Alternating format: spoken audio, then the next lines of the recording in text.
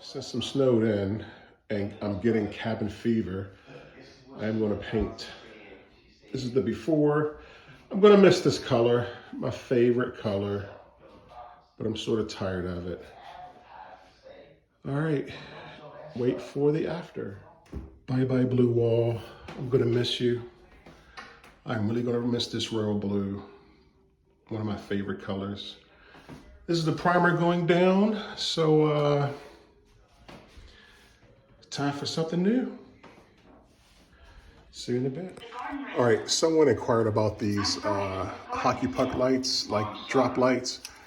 Basically, they go in spring loaded. There's a spring here, like so, and there's a spring here. And if you get it, you get one in there.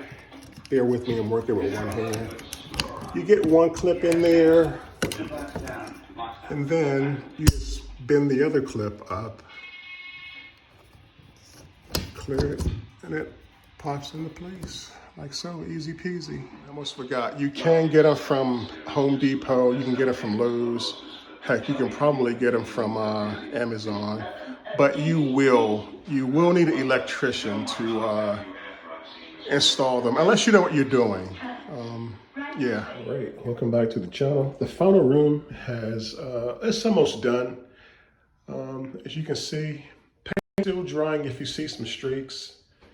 So I have a bit of a dilemma. I love the new color, the baby blue, that looks gray on camera.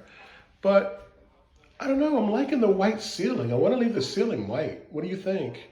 Or should I make it the same baby blue that's on the walls? I think I want to leave that ceiling white.